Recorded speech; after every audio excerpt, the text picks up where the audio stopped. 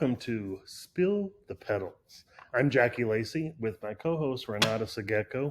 We're here Yes. representing Floriology, and this is our fifth podcast. We're really trying to stick to the commitment of doing this once a week and to bring you information about technology, design, trends, and business. To help you get all the know of what's going on in the floral industry.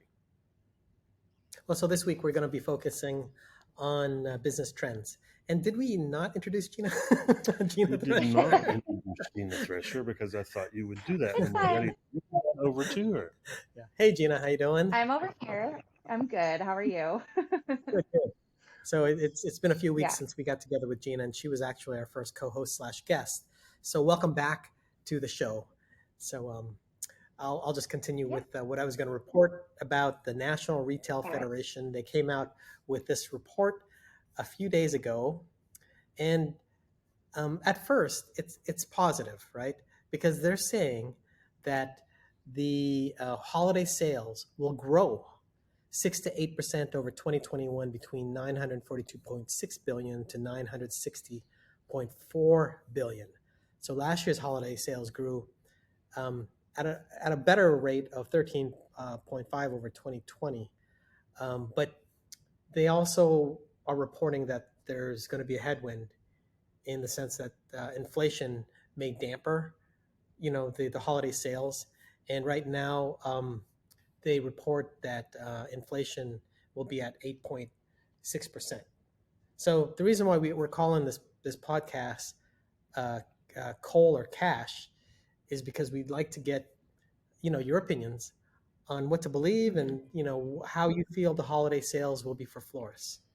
Well, and I think also, Renato, that it comes down to the coal or cash, depending on really how you react to it as a business owner. Mm-hmm. We're all given the opportunity to look for the opportunity in a time of challenge, and goodness knows we've got a lot of practice of dealing with challenge lately, and finding that situation where your sales are going to grow regardless. I mean, think about it. Every year we have more consumers that come of age to spend, so it's naturally going to see a little bit of an increase. Mm-hmm. And then it's holiday. People are always going to buy. That's a great point. Regardless. Yeah, it's a great point about new consumers coming into the marketplace. Right. And that's going to be a certain percentage of what's going on.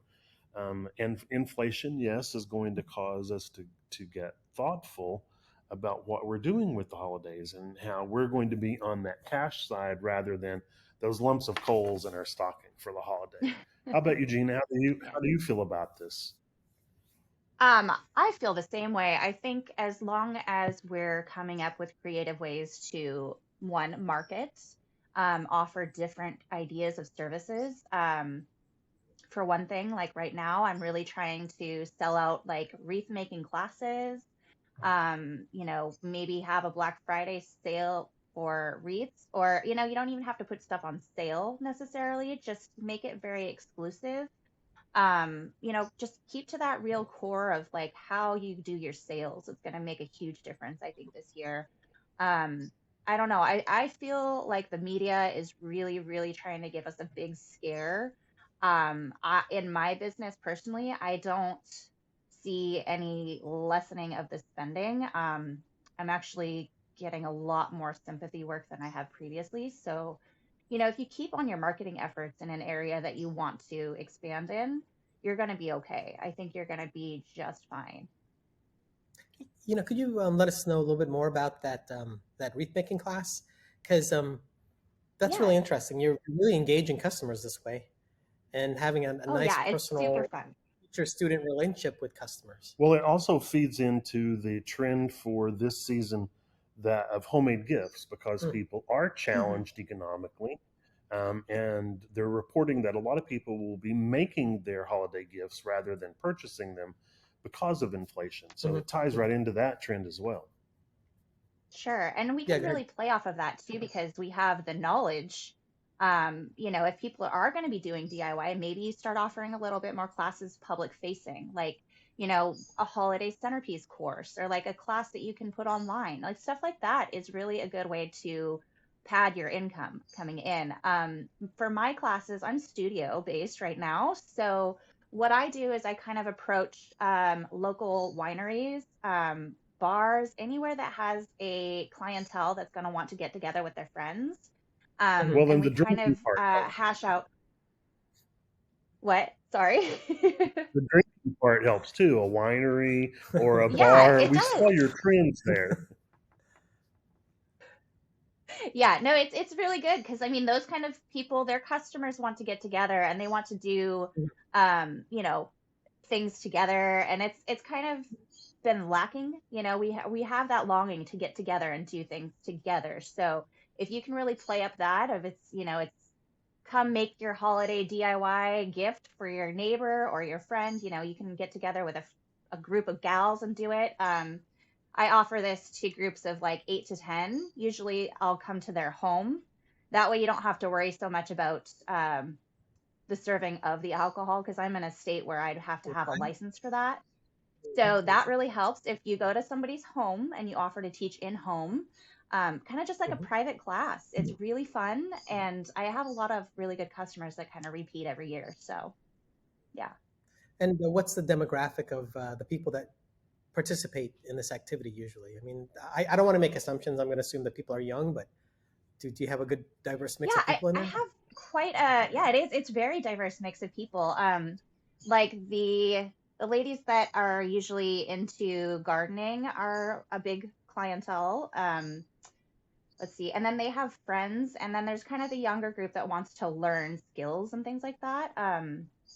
I remember last year at one of the classes I held, there was a farmer florist, and she just Hmm. wanted to learn the ropes on how to make a wreath. And it was a great class for her to take. It was very affordable, and she made an amazing wreath. So, and there's no harm in helping and teaching industry people as well. So, yeah, Well, and also too, I think people take the DIY the wrong way.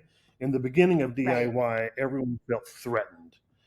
They're threatening to take our business away. We want to teach them the skills and still supply them the products so that right. we still have the opportunity to have revenue that comes in, and we charge a little bit for our expertise, our Hmm. labor, on Hmm. top of what we're providing. Still keep it affordable so that people, want to be enticed to take the courses, the class, or the get together that you might be creating. Yeah.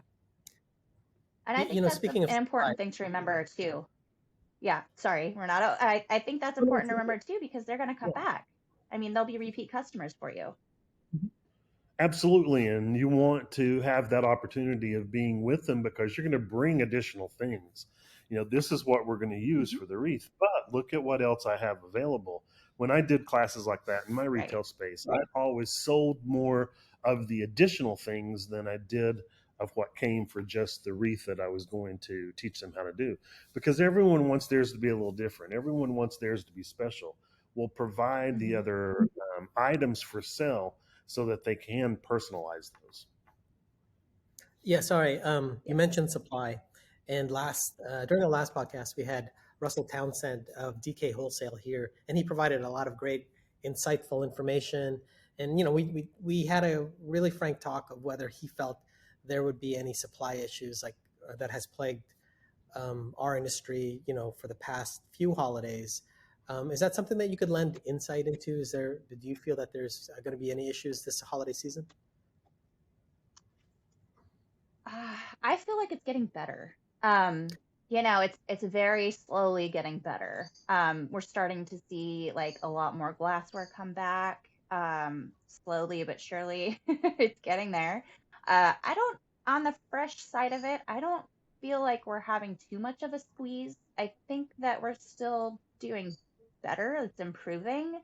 Um, and my local markets, I usually shop them like first, Hmm. just to see what they have available. I really support local growers. And a lot of the wholesalers around here do actually have local growers in their wholesale house. So I think that's a really important thing to remember too, that, If you can't find something from getting it shipped in, there's always a local vendor that may have something similar, and it pays to be flexible. So, And then just so the audience has a little context, Gina is up in the Pacific Northwest. So, yeah.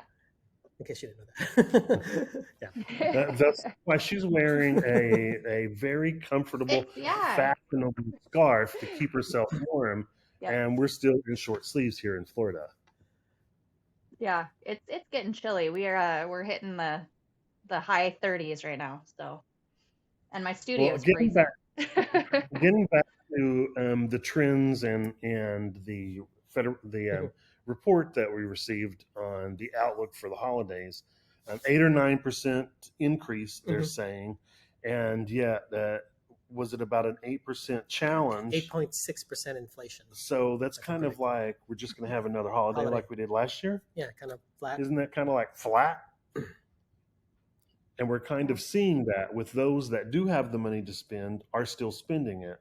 Those that are a little bit more cost conscious or, I don't want to say strapped because we all live with budgets, but those that have financial challenge possibly are being a little bit more conservative about what they're spending. So it just kind of makes sense that it is going to be a flat holiday. However, the media always needs something that they can build up and fabricate and enhance on and have to talk about in between the political situation that's going on. Yeah, that's interesting that you say that. So I wanted to ask you guys your opinion now that the midterms are done. Do you think that there'll be more stability, more confidence in the market moving forward now that, people, they voted or not, and they now have to move on with their lives with what they have, I don't know whether it's going to be more confidence. Sure. Just kind of, you get over it. You get over the ads. You get over of all of the vicious way that they compete against each other, rather than just having an honest. Oh my gosh, it's ridiculous. An honest, open challenge. Yeah. These are my points of view. This is what I would do. These are my points of view. It's more about attacking each other. And I don't care. In my opinion, that's not good for any society because it just continues to build that tension, animosity between everyone. Our party's better than your party, and it has to be one or the other. When are we going to have someone that is just about the people, not the party, but about really what we need as a people? When we can get those people up there running, then maybe we can get away with this political situation. Well, that could be like a 2-hour podcast on its own. In itself, for sure. And not to get caught up in all. As far as the market goes, I don't know. I feel like it's. I'm still on the fence. I don't think there's going to be a gigantic crash. I just don't see it. I don't know. I mean, I hear sources saying it will be, and then there's other places that are saying it's just the media. So I don't exactly know who to trust, and I think that's pretty. Do you mean recession? Do you mean recession when you say gigantic crash? That's your gigantic crash is recession, right? Yeah. Well, I mean, that's what you hear in the media. Everybody's like, recession's coming. But I have a lot of friends. I don't know. I mean, maybe. Oh, sorry, go. But I have a lot of friends that do work in finance. And then Jackie and I were having a very intellectual financial conversation the other day, and it all relates to the interest rates, right? Right. So the thinking is that they'll continue to increase interest rates when inflation finally reacts. When it reacts, then they'll stop raising the interest rate. So that's really the barometer, I think, of what may happen in the next several months. Well, I think you get people that don't know about how interest rates affect everything else and affects recession and the look of that. So they expect it to be an overnight fix. And that's never going to happen. When they raised the interest rates the first time, they did it cautiously. So it required it being again, I think we're on our, fifth interest rate, somewhere around in there, because they're being cautious about raising the interest rates too fast. That will push you into recession. And I am by no means a a financial expert or Mhm. anything like that. I'm poor. So I can only give Trust, you my trust us, outside we're all poor opinion. at this moment. my, my outside opinion. Yeah. When they raise them again, and by that time we're 5-6 months into having interest Mhm. rates increased, which should allow it to start to taper Hmm. off. That's just kind of what we're hearing. Mhm. And again, I agree with what Gina said. The media likes to have something to drive, and right now it's recession, and Yeah, and whether we're in or not, it's a total hook because absolutely. when you scan the Yeah. media, it's all about Yeah. recession coming or not coming, and they Well, have and it this great scares people. data. So, Yes, FUD is what they call it: fear, uncertainty, and doubt. I guess my advice Mhm. to anyone right now in this particular situation is pay attention to what's going on with your business, Mhm. continue to move forward Yep. and plan for your business, be creative and take some chances. I mean, I think you have to in a time of challenge. Again, remember there's opportunity, so take some chances and concentrate on what you've got going on rather than getting caught up Mhm. in the speculation. Yeah, and Gina gave some Yeah. great No, I agree. advice and recommendations. So, if you missed that part, definitely skip back to the beginning and get her share with what she's doing this holiday season because that's a wonderful idea. Yeah. Especially it relates to the DIY. Yeah. So awesome stuff. In case we don't chat with you, Gina, we wish you a great Thanksgiving and a wonderful holiday season. I know we're going to Absolutely. take a You as break. well. Oh, thank you. So we're going to take a break for Thanksgiving, and we'll be back with the Sure. Spill the Petals podcast in early December, is what we're targeting. Sounds great. So you can find us on Apple Podcasts, but we also post this video on our Facebook page and YouTube, so you could catch us there as well. So be sure and like, subscribe, respond, post, share, all of those good things to show us that you want us to keep going. If you got ideas that you'd like for us to talk about, discuss, be sure and drop us a line. And Or leave in the comments. Leave it in the comments. Mhm. Yeah, Or I was gonna say, leave a comment. Leave a comment for what you feel like the market's gonna be doing or what you're doing for the holidays. We'd love to know. well, and that also gets some interaction going between everyone that's viewing or listening as well. But remember, there is no sense crying over spilled petals. But be sure and check us out next time. We'll see you then. Happy holidays, everyone. See ya. Take care.